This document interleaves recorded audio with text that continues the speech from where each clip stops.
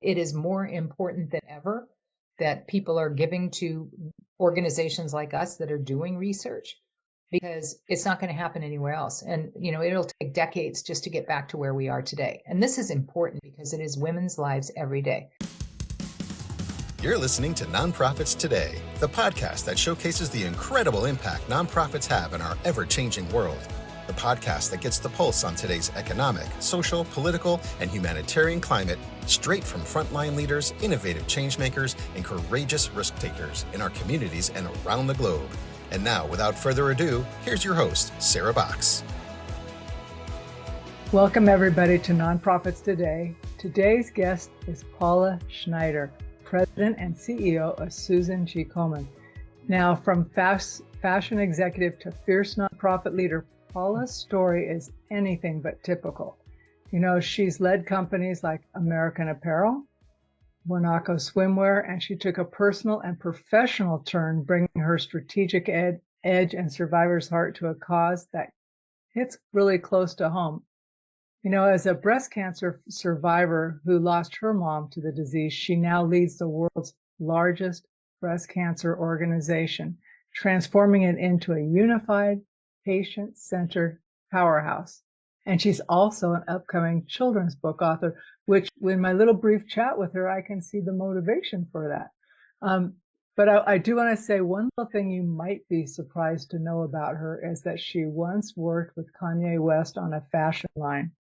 And she intentionally joined Susan G. Komen to shut it down, not in failure, but by ending breast cancer. So with that as an introduction, let's formally welcome Paula Schneider to podcast. Hi, Paula. Hi, how are you? So nice to be here.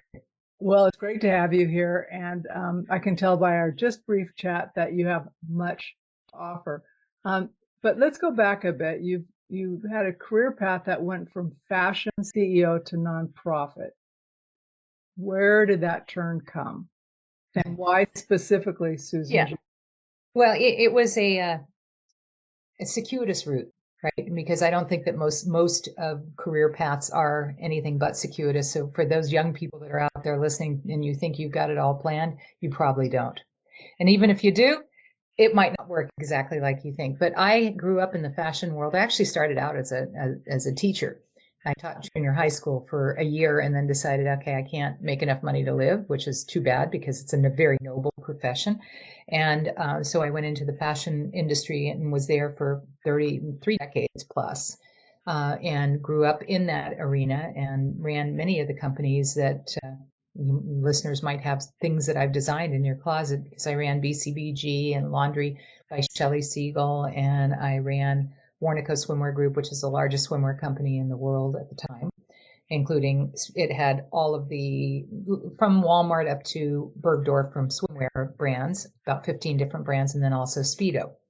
I went with Michael Phelps to the 2008 Olympics, which was super fun. And I actually came up with the idea of giving him the $1 million if he won 8 gold medals, because who would ever think anyone would be able to do that? But it was the best $1 million ever spent. And then while I was at Warnaco, I actually was diagnosed with breast cancer. My mom had had it previously. She was alive at that point. And then I got it. And I was diagnosed with triple negative, which is a very difficult kind of breast cancer to treat. And that's how it got its name. It's not this, it's not that, and it's not that. So triple negative. And those are all the things that we have better treatments for. So if you live through the first part of it, your chances for recurrence go down, which is good. But there are many people that don't make it past the first few years with triple negative. And having had this experience, and I just decided at some point that I wanted to do something that was more meaningful for me. And I actually was getting an award at the Women in Retail Conference, which is a fabulous conference with all my friends. And I was going up on stage to be honored as being one of the top female retailers in the country. And I was sitting next to my friend who was the CEO of Chico's at the time. We just had breakfast that morning, and I said to her, I really want, I need to do something that is more meaningful to me. And so we discussed it. We were hiding in the corner because we were both running publicly traded companies, and, you don't want that to get out there. And I got up, I gave my speech, and I was supposed to have something that was meaningful about, empowering women in retail, and I had nothing. So I got up and I spoke about being the most empowered when I was the least physically powerful when I had breast cancer. Because if you're women like us that are used to being large and in charge, and I ran a company, big companies, I ran my family, social life, my kids, all of their sporting things, all of the things that you do in your everyday world, and you no longer can do any of them because you are so ill that you can't even make it to the bathroom. And you have to accept help. You have to accept help with taking care of your children and, your every aspect of your life. And people come and support you. It was an amazing, beautiful experience. Hard to feel great about it when you're so sick at the time when I was in treatment, but that's when I had felt the most empowered, when I was the least physically powerful, because I knew people were stepping up to help me and to help my family. And I got done with my speech and I sat back down next to my friend from Chico's, and she's like, okay, while you were up there speaking, I got an email from a recruiter friend of mine that is looking for a new CEO of Susan G. Komen, and would you consider doing that? And I said, yes, I would. And that was Thursday. Friday, I had the job rec in my hand, and I had breakfast with my husband and said, well, this happened yesterday. And he's like, oh, are you going to go for an interview? And I said, I'd like to, but I can't really interview while I'm the CEO of a publicly traded company. So I'm going to quit my job. And he's like, you don't even have an interview. Is that certainly what you want to do? And I'm like, yeah, because if I feel that strongly about it, that's what I want to do. So I did an exit plan over the weekend. Monday, I told the chairman of the board, and then the interviewing process started. And they actually brought me down from LA to Texas 3 times in the summer, and I still took the job. So it's only because of this opportunity to lead what I think is such an iconic and important, incredibly important organization that helps so many women and men and families, that I would have made a move. And I moved to Texas for the first 3 years until COVID. And then now we are completely virtual. That's such a powerful thing, though, when you know in your heart, like it was just the timing of all that with your girlfriend, they're getting the email with the recruiter and stuff, and talking about that. As the universe talking to you, you have to listen when that was like a hammer on the head. Yeah, you already had a hammer on the head. You don't need another. Yeah, right? Oh my gosh. So is that one of the reasons you call yourself a turnaround girl? No, actually, because I was hired as the CEO of many companies that were in need of a turnaround. And a lot of times women are only offered jobs that are the toughest jobs that many men won't want to take. So I started, the first part of my career was the growth part, where I sold BCBG's first dress, and we built it up to, I think, around 300 million when I left. And then I went to laundry. So I turned that around successfully, and not all turnarounds work. So then I became sort of known for turning things around, and Warnaco was in between kind of a turnaround. It was a business structure change. And so I did that, and American Apparel was the biggest turnaround on the planet, and a real bucket of crazy. And so I did that for a couple of years, and I took that through a pre-planned bankruptcy because there was no way to avoid it. I'd been there. I literally was there and did my first 13-week cash flow, and we were going to hit the skids, and we were a publicly traded company. So I pulled every lever I possibly could while I planned to figure out how do we save the majority of these jobs, because there were 9,000 people working for the company. It was the second largest employer other than LAPD in downtown Los Angeles. And a lot of people that would never get jobs again. So, because this was the largest apparel manufacturer in the United States. Very, very challenging. Wow. Well, I would imagine that served you when you went in to restructure Komen. So, well, yeah, it certainly did. Because, I'm when you had the experience of almost dying, a lot of the small stuff doesn't matter. Like, you really don't sweat the small stuff. And I can have fires burning all around me at any given moment, and I'm calm. So Komen was not a turnaround. Komen needed some tweaking. The revenue wasn't going as well as it could have been. And we started to make some significant progress. I got there in 2018. So by 2019, we were doing much better. 2020 hit, and you know what happened then. And it was literally March 23rd of 2020 was our first day at home. And, all of us were having the same conversation. Well, I might have a vacation in June. Maybe I can just have to move it out to July. What's going to happen here? And we had an affiliate structure. The affiliates were made up of, we had 63 different affiliates, and they were all had their own governance boards. So they were all their own little chapters, if you will, and they all rolled up to a total.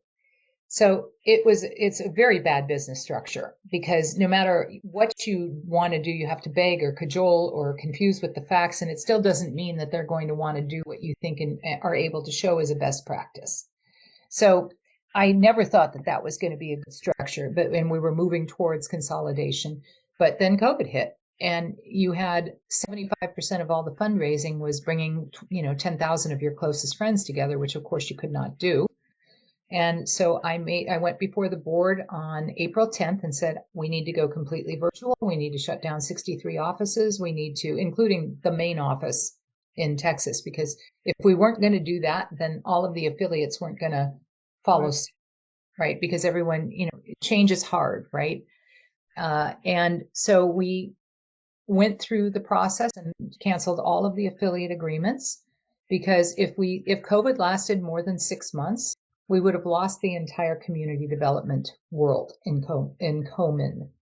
And that would have lost all of the knowledge and the ability to have community at the other end of COVID. And as CEO, you have to look at it and say, okay, what's the worst case scenario? How long, if this goes on for a year, what's going to happen? If it goes on for 2 years, how do we end up coming out of it on the other side? So we made every major decision there was, went from literally half the size of our workforce to the point where we couldn't even put on a race or a walk at that point. And then we built back once COVID was through as a single incorporation using best in class, and every aspect of the business was changed. The fundraising side was changed. Mission delivery was changed. Absolutely. We were working remotely. Every possible thing that could have changed was changed. And that was done between 21 and 23. And now we are in a much better position from a managerial position and from a structure position. And the outside consumer base really didn't know that there was, like, Komen, New Jersey was its own entity, and Komen, Orange County was its own entity. And, it didn't really matter to the people as long as we were serving the needs of the communities. And we were actually able to do a better job of that when we took it all over, because now it is the whole United States, as opposed to if you were in, a San Francisco affiliate and you didn't cover the Sacramento area, we couldn't help women in Sacramento. So it's a much better business structure, a much better model. We can implement, we have all the dashboards that show us every minute how we are doing, all of the best in class practices that we can implement. But it was a massive, massive move in a time where everybody's hair was on fire. But that's kind of when you can do those things. The fact that the board let me move out of all of 63 offices and change and cancel all of the affiliate agreements, and, like literally all in one day. And we moved forward from there, but we moved really quickly. But that's where my turnaround experience came into play, because you don't have time. You have to be 70% right and go. So then the affiliates are gone. You have a different structure. So if I'm living where there used to be an affiliate, my experience, is that different? No, probably not. Yeah. Because it's not that we have people that are living in the communities still everywhere across the country. Is there an office you can go to? No, there's not, right? That doesn't exist anymore. But we had, maybe 2 people a week that might have come into our office. And a lot of that was for financial aid. That was, and we've stabilized that, and we do it now we created what we call the Patient Care Center. And the Patient Care Center has a helpline, and our helpline we had 60,000 people that called last year to the helpline. And we help them regardless of where they live. And if they need financial aid, then we help them with that.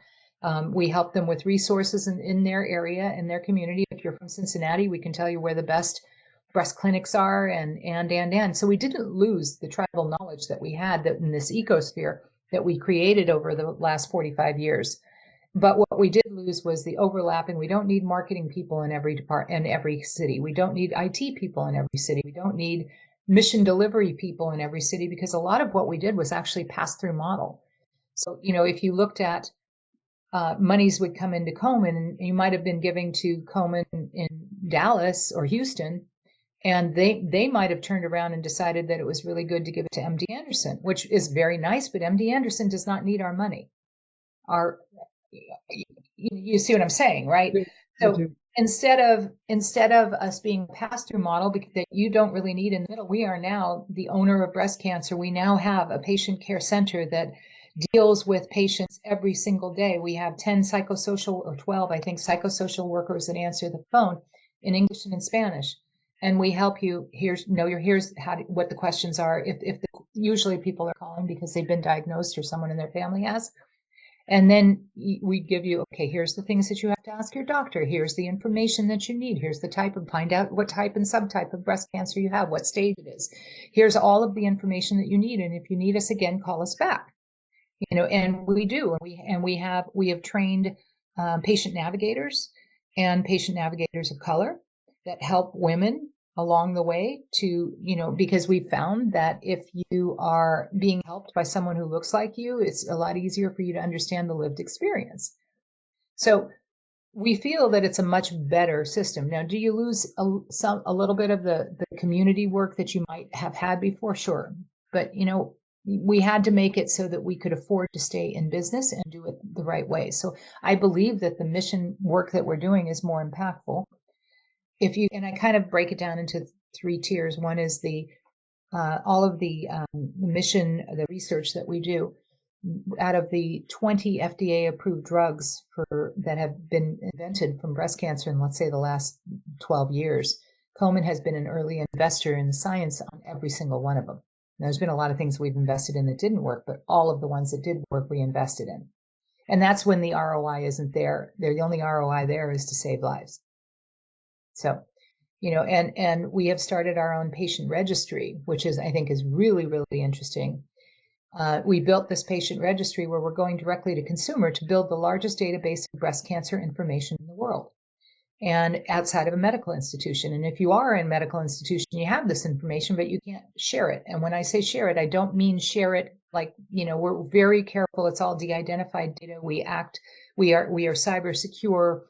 We are very serious about this information, but what we're doing is we're only using it for research. And we have the top doctors in the world that work with us. Our scientific advisory board is made up of the rock stars in the world, and they help us to figure out what the best opportunities are. And we are in research, and this allows us to democratize research, to help with clinical trials. It's a very diverse crowd that we have on this. We have about 1,100 people with 600 more in the queue right now that are fully enrolled. And we're starting to be statistically significant. And once we get to like 5,000 to 10,000, we'll have literally the largest database. And that could democratize the ability for research to find ways that we can stop people from dying. And our first Komen-led research project that we're doing is why a hormone-based breast cancer, which is the majority of them, recurs years later, even if you've done everything right. So this is an army of women helping other women. I was patient number 1. If anyone is listening to this and wants to be part of the solution and help other women, help your sisters, your daughters, your mothers, then just go online to Komen.org and look up Share for Cures. It's all free. You spit in a tube. It's your genomic and your genetic information, your health records, all de-identified. But if we're then doing a study on triple negative breast cancer, we can find all of the people that have it, the diverse population that has it, and help with pharma to also create drugs that are going to help these people. So super important and very innovative. It's hugely innovative, and you would not have been able to do that at that scale if you were so dispersed as you were previously, right? Well, we were building it even as we were a different model, an affiliate model, because there was always HQ and what HQ's projects were, right? But this is research for us, and it's just letting people know. People think of Komen and they think of pink tutus and they think of our races and our walks, and of course we have that, and that's the community side that I touched on. So there's the research, there's community, which is no one has to go through breast cancer alone. Of course, the races and walks and the experiential programs are fundraisers. They are. But they also are providing a community for people that have gone through this so that they're not alone. I always say it's the crappiest club with the best members. Yeah, you're good with taglines, I got to tell you that. But you're right. I mean, and having been in one of the races to support someone, it was amazing to me to see how many other people I actually knew. It was a huge gathering. Yeah. And it's still a big deal here every Mother's Day in our area. It should be. I was speaking at the Women in Retail Conference, the same one year, because we're the charity of choice there, which is really lovely. And I asked, there were 600 high-powered women in the room from retail, and I asked them, raise your hand if you or someone in your family has had breast cancer. Half the hands in the room. Raise your hand if you have a friend or a colleague. The other half of the hands in the room. There might have been one hand out of 600 that was not up. This is not something that is an if, it's a when.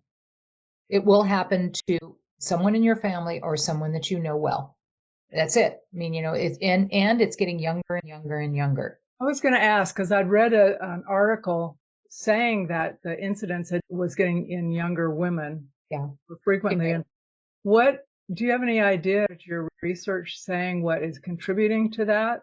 Like what's influencing that, or is that still unknown? It is still unknown, but Komen was instrumental in getting the age of breast cancer mammograms down to 40 as opposed to 50. I was in my 40s. I would have died if I hadn't gotten my mammogram. By the time I got it, they thought it was stage 3. It was downgraded to stage 2, but it's only because I felt a lump and I had a family history that I was able to go. Because I was younger than 50. And if we don't, we have to have people understand what their risks are. And you can go on our website and there's a risk test there, if you will, and know your family history. Because only I'd say about 15 to 20% are family history related, at least with the BRCA gene mutation, because the rest are random, So like my mom didn't carry any of these mutations. I don't carry these mutations, but I still had it. So, I know there's some mutation that we have. We just don't know what it is yet. So we always have about 250 research projects going at any given moment. And that's super important because, because of us, there's been over 3,000 treatments that have been created over the tech of it or the treatments of it over the course of the 40 years. No one can take our place. No, honestly, if I tried to think about it, it's like there's no other organization that even comes to mind. Well, there are some wonderful organizations out there that do mostly research, which is great. All the research, the better. I don't think. Well, no, but there's nobody that does the 360. And then the other part, not counting, like our community work, our research work, the third part of the stool is our public policy and advocacy.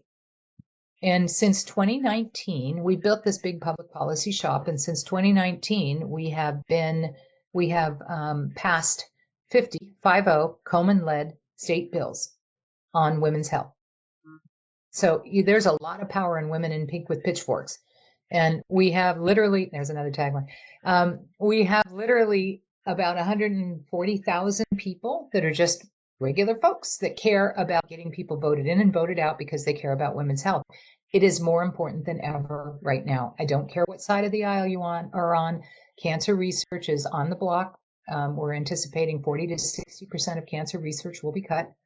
And we're the second largest in the world, and comparatively, we're tiny. So in the end of the day, we are in a position where it is more important than ever that people are giving to organizations like us that are doing research, because it's not going to happen anywhere else. And, it'll take decades just to get back to where we are today. And this is important because it is women's lives every day.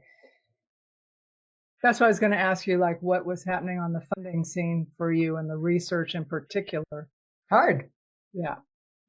Right now it's people, consumer sentiment is scared, right? There's tariffs, there's funding, people are worried about their jobs. They're worried about feeding their families. They're worried about the market if they're at the higher end. And, so there's not like a group of like, okay, here's this group and they're all doing really well. There isn't, so there's challenges throughout, but this is when people have to stand up and step up, because if you really care about women's health, help, because it's important. It's so important.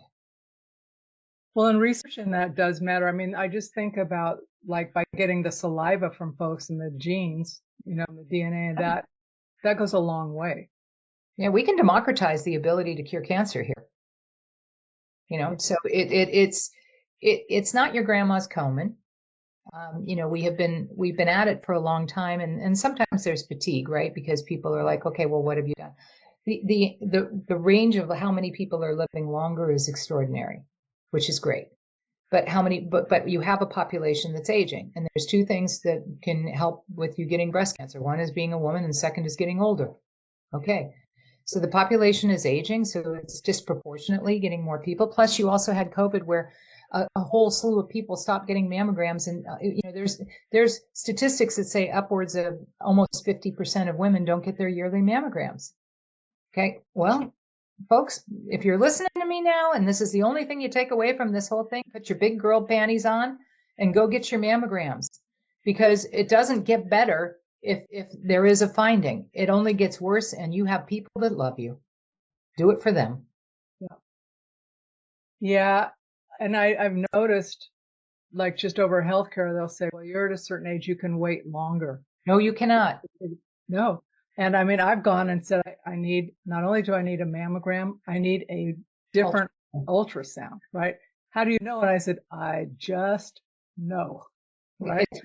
Be your own health advocate. If you can get 3D mammography, if you can get yourself an ultrasound, if there's any findings, MRIs, whatever it is, you have to be your own advocate, especially if you are a younger woman, because I hear it day in and day out. And the reason that I wrote the children's book is because I literally had about 4 women that were in their 30s that I spoke to in the span of 1 month that all had young children. And I speak to women all the time that have breast cancer because I'm the poster child, right? And also anybody who I know who has a friend that can, is scared and was just diagnosed. And that now it's my daughter's friends, which are, like I have a daughter 31 and a daughter 29. And one of their friends' cousins was recently diagnosed. And so, it's happening all around. So I spoke with these 4 different women over the course of time. And I thought, their biggest concern was being alive for their family, of course, right? That was my biggest concern. I remember my daughter's 16th birthday because I got it when she was 12. I was her sweet 16, and I was hardly able to hold it together because all I wanted to do was make it till she was 16. And, then you put these milestones in, and now I'm lucky because I'm 18 years out and I have, my daughters who have children, and I'm allowed to be here to participate in all of these things. But it is, it's difficult, especially when you're hearing young women who have to deal with fertility issues. They have to deal with, a longer lifespan, and making sure that the chemo have to be heavier in order to carry them longer, treatments. And it's a lot. And so I decided that I would write a book about mommy being sick with breast cancer and how to tell your young children, because it's scary. And so I went into my husband's office and I said, okay, I've decided to write a book. I'm going to give the proceeds to Komen, and I'm going to become a New York Times bestselling author. And he looked up and he said, oh, I believe you. And I said, okay. I whirled around and walked out of the room. And then I called a friend of mine, Kristen Harmel, who is a New York Times bestselling author that I met through Komen. And because she's a young woman with small children that had breast cancer, and she gave the advance for her next book at the time to Komen. And so I picked up the phone and found out who she was. And it wasn't even a solicitation. She just did it. And I called her and we became friends, and she was the MC at our luncheon. And so I called her up anyway. And I said, first of all, you think it's a good idea? Is there a need? And she's like, absolutely. I would have loved to have had something to help me with my kids. And I'm like, okay, good. And I said, should I self-publish? Because I'm way out over my skis. I have no idea what I'm doing here. And she's like, well, let me hook you up with my literary agent. And this is the one that really made my career, and he'll help guide you. So my team and my marketing team created like the story arc. And, we're really good at PowerPoints because we do them all the time, right? So we created a PowerPoint on my little book called Love Stays Strong, and built this little story and presented it. And then, we were on the phone with her literary agent and presented like, okay, here we are. And we had some renderings done and, still no idea what we're doing. But they loved it. And he said to me, it's not for me, but I'm going to hook you up with someone who is, the best in children's books. And so we ended up having a bidding war. This was November. I came up with the idea. In January, we went to market. And we had a bidding war between Simon & Schuster and Penguin Random House and Penguin Children's, and which was like, wow, we're having a bidding war. I have a literary agent. We're having a bidding war. This is like super fun. And so we ended up going with Penguin Random House, and now the book is coming out in September, and we planned it for September, but it is called Love Stays Strong. And if anyone wants to buy it, I hope you never need to read it to your children, but it's disease agnostic. We made it broader, and it actually could be daddy or mommy, and it literally just talks about how, did you know that dolphins are in pods, and their pods are like their families, but their families and their friends, and they talk together and play together, and you have a pod, and and it's all beautifully illustrated. It turned out really, really great, and I'm super excited about it. So that is coming out, and 100% of my proceeds are going to Komen. So, as did the advance, which was great. So if any one of you are out there and you want to help out, please help me become a New York Times bestselling author, because the more that we do that, the more press it'll get, the more it'll sell, and the more money Komen will make. So if it's coming out in September, are you doing early sales? It's I have a book tour that starts in September. We're going to start to promote, and the pre-pub promotions are going to start in, I think, next month. We just had a meeting on it yesterday. I should remember the date, but there's a lot going on. A lot going on. Well, let me ask you this. If everything goes according to plan, as such as plans may be, what will Komen have accomplished 5 years from now?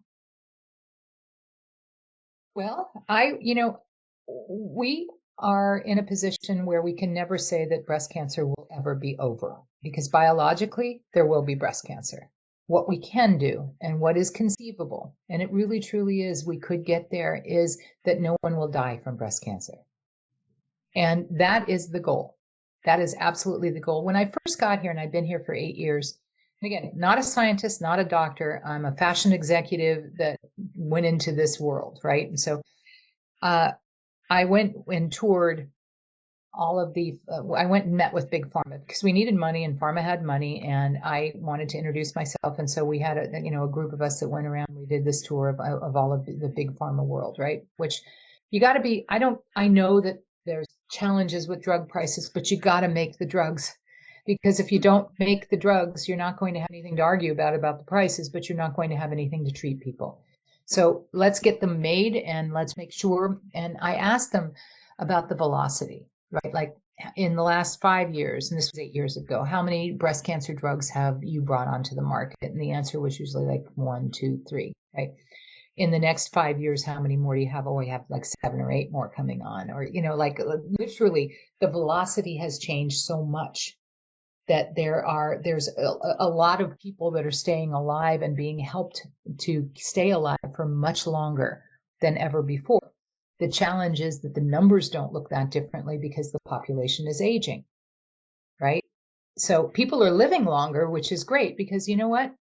I had one of my friends that I've met through Komen who has metastatic, and her name is Linda. She's a lovely woman. She sent me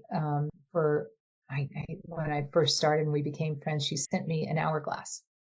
And it was the most beautiful present because it was very symbolic. And she said to me, I'm hoping you can help me because all I need is more time with my family.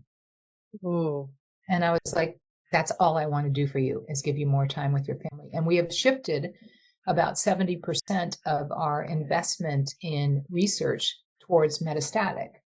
So because it's not breast cancer that kills you, it's when it either turns mets, when it spreads and becomes metastatic, or living with metastatic disease. So we are working to try and stop it from becoming metastatic, or if you have metastatic disease, keeping you alive longer. So that's the goal. But, it's because if you look at how do we want to make an impact, we want women and men, but there's very few men, but still, we want people to live longer. And this is such a scourge, and it is so difficult it's the most expensive cancer to treat. And on average, you have between 11 and 14 doctors. Well, that's a lot. That's a big team. It's a big team. Well, think about it. Yeah. You have your regular GP, and then you go to your oncologist, and then you go to your radiation, and then you go to your surgeon, and then you go to your plastic surgeon. And like there's literally your anesthesiologist, and, all from A to Z. It is so complicated. And that's what we try to, with our patient center, help people navigate. I was going to say that's one of the toughest things, is having someone to knit all the pieces together for you and understanding why these things are, how come you need all these different folks, and are they communicating as a patient? Not, I understand, their roles, but I think having your patient navigators is so powerful. And I didn't even know what one was until I was diagnosed. And I can't tell you the name of half of my doctors, but I will tell you that I remember Susie. I walked in, Susie, I can tell you she had a brown bob. She was wearing a black blouse with red flowers on it. And I can picture her like it was yesterday, because she was the one that told me, I'm going to get you through this. I'm going to help you. I'm going to hold your hand. And I followed Susie like a puppy.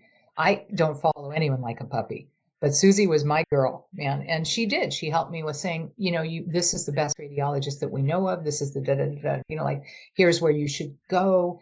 All of these places. I'm like, Susie, I don't know what to do here. And it's really good to have someone with you, helping you along the way. And if you can't do it yourself, or you don't have access to a Susie, because I had the best insurance, spoke English, educated, all of those things, then at least, call our helpline, let us help you, because we can help navigate you along.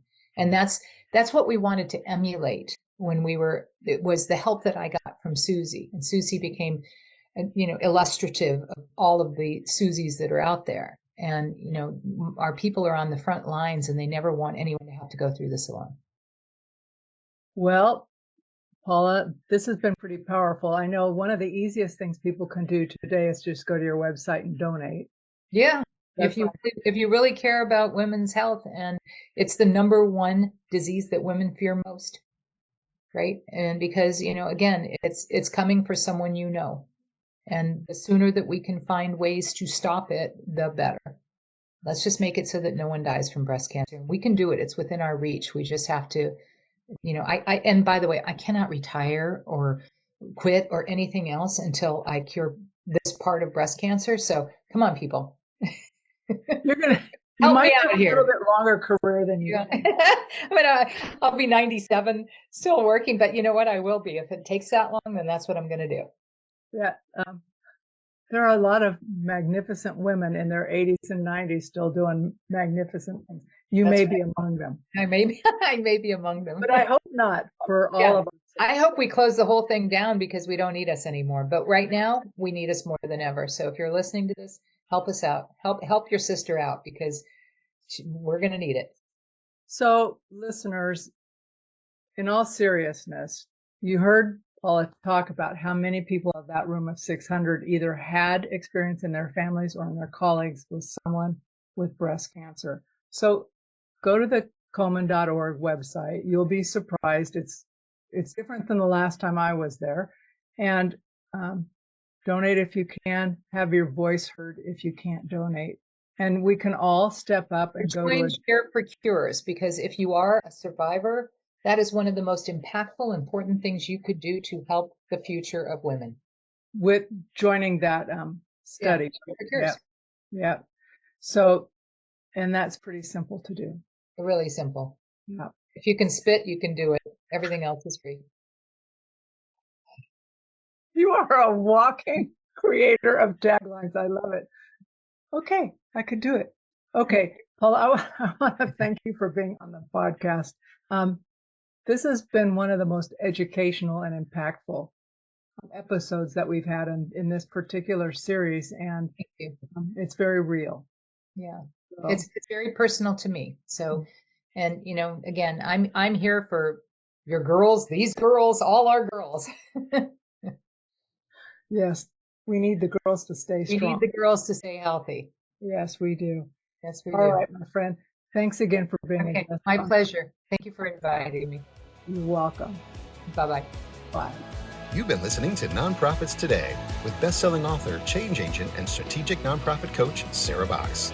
You can grab the show notes and find out how to work with Sarah and the Sandbox team at sarahbox.com. We'd love this podcast to reach as many people as possible, so be sure to rate, review, and share this podcast with someone you think would get value from this conversation. And be sure to tune in and power up with future episodes of Nonprofits Today.